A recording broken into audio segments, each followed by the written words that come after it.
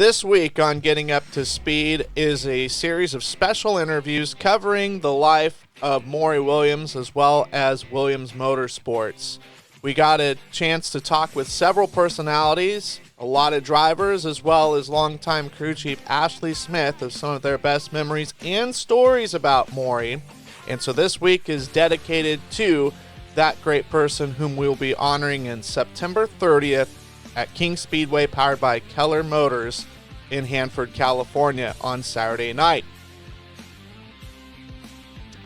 Well, he was the first driver from a foreign nation to race for Williams Motorsports, and it was in the mid-1990s that he did so. We're talking about Jimmy Carr, representing the Pacific province of British Columbia. In this interview, Jimmy talks about his time with Morrie and Katie Williams and the special bond that they created, as well as some of the special times that he spent with the team. It's coming up next after these messages. Dave's Home Supply specializes in cabinets, flooring, and countertops.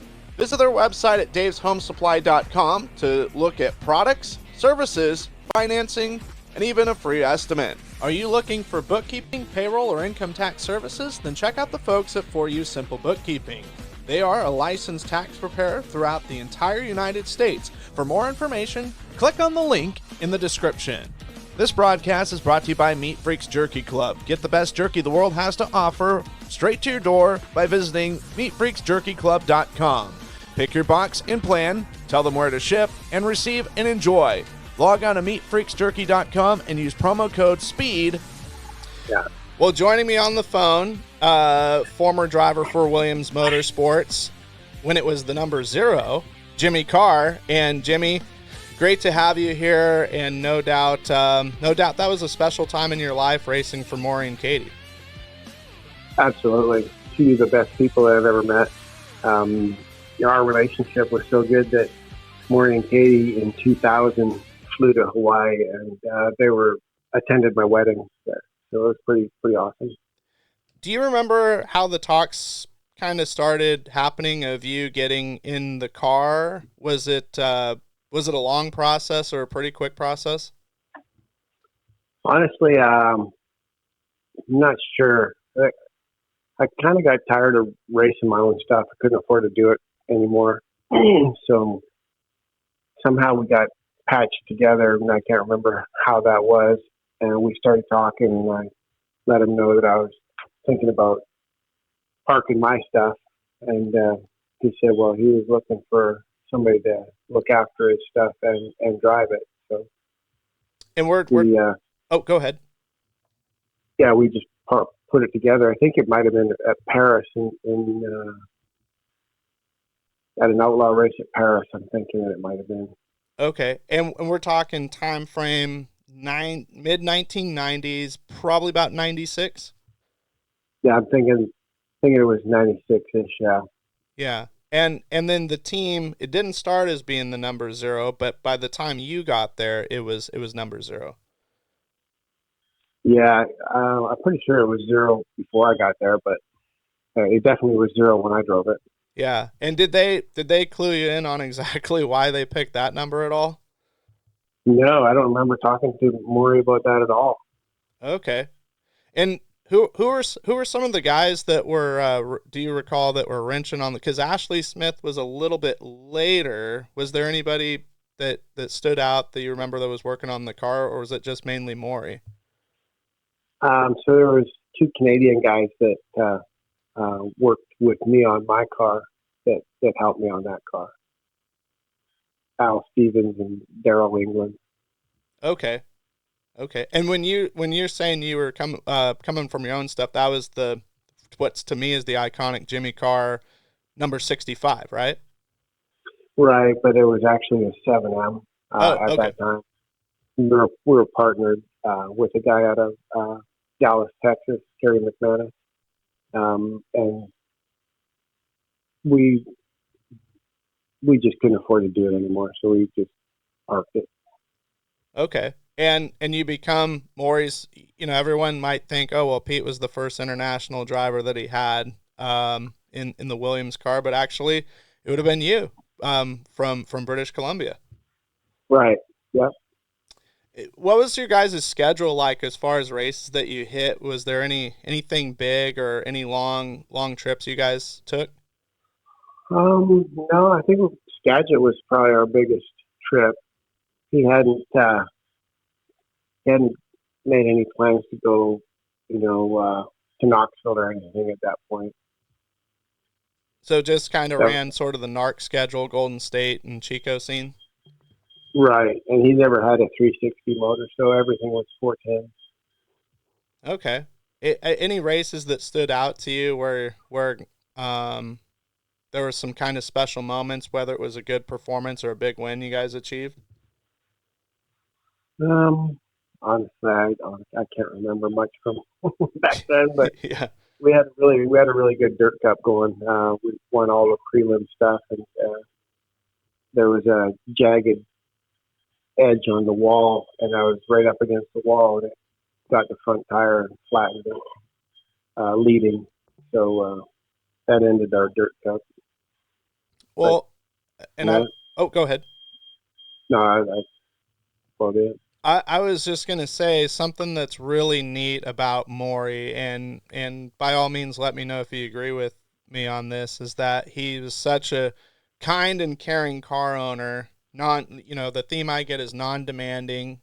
Wanted to make sure everybody was having a good time. Obviously, wanted to do well, but wanted to make sure that his drivers were comfortable and happy. Absolutely, yeah, yeah. He did it for entertainment. He loved the people at the racetrack, and everybody loved him. Morrie and Katie were special people. Everywhere you went, people stopped and came out of their way to say hi. Well, and something that's pretty special about him too is that he was a pretty hands-on car owner and a really sharp guy as far as mechanics and the way the car would work. Yes, yeah. I mean, in his trash business, he wore coveralls every day, and he worked on the trash trucks. He delivered trash, and he worked on the race car. Yeah, he loved working. Yeah, yeah, and he loved driving long distances and were you a part of those deals where he would put in like a very long amount of time in the truck and trailer? Yeah, I mean, well, I guess what was weird is when I started driving for him, I ended up doing most of the truck driving. Okay. I guess he felt comfortable enough that he could ride over there, but he loved to ride, and him and I talked forever. Yeah, yeah, no doubt. No doubt. And then, of course, without mentioning, without, you can't fail to mention Katie of just that sweet other part of his life and was kind of like the team mom, it seemed like, for Williams Motorsports and still is. Yeah, absolutely. Yeah, she had a restaurant in Oakhurst, and we ate there every day. And her and her daughters had a great business up there, and it was awesome food. I don't know what happened there, why she got rid of it, but it was probably the best restaurant in Oakhurst. But her coming to the racetrack, we used to cook almost every race, which was awesome. Lots of tri-tip, she always brought cookies. She's famous for her cookies. Yeah. Yeah. Well, and that goes hand in hand with making sure that the drivers and the crew members are happy, and that's one way to take care of them. Yeah, absolutely. So afterwards, things happen, right? Guys go in different direction, teams shake up as far as the lineup's concerned, but afterwards, you guys seem to have maintained a healthy relationship and a great friendship.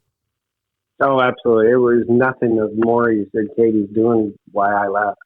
I couldn't stand the California racing. It was too one sided for me. I just couldn't hack it, so I had to leave. And I mean, I'm sure you guys brush paths a lot with the stints they would come in the Midwest or any time that you were with a team coming back to the West Coast on a West Coast swing when you were on the outlaw circuit. Oh, absolutely. Anytime they were anywhere near me, we hung out, dinner. We stayed in touch all the time. And that's what led him and Katie coming to my wedding in Hawaii. Yeah. Yeah. Any stories that you can think of before I let you go? And anything that really stood out that you remembered about Morrie specifically? Honestly, I don't know. He's just a great guy. Every time he turned around and was doing stuff for other people, there's just one thing that stands out to me. But every time he was anywhere, he was always doing something for somebody else. Well, I appreciate you, Jimmy, taking the time, and no doubt it's always a great opportunity not only to talk about a great person who's dearly missed, but also to honor him with the Morrie Williams Memorial. Yeah, it's a great honor. It was great to Dominic and I drive the Zero, or I work on it, Dominic drive it, and we actually won. So that was a really awesome night for us. Ashley was really happy. Yeah. They had two cars that night, and one car won one race, and the other car won the other race, I think. It was a great night. I remember that. Yeah, I think that was the first one that they had, and wow, that's no doubt a special moment. And I talked to Kyle Hurst was the guy that won in the other one, and I talked to him, and it was just there was very few dry eyes around. Absolutely. Well, Jimmy, I appreciate the taking the time, and I know we'll be talking soon, and it's always a pleasure. Yep. Okay. All right. Thank you. Well, that is going to do it for this interview. We hope you enjoyed it. Be sure and hit the like and subscribe button on whatever platform you found this interview at. It really helps us grow the channel, and we greatly appreciate it. In the meantime, we'll be back with more content and interviews in the future. Be sure and have a great evening or a great rest of your day, whatever time you're listening.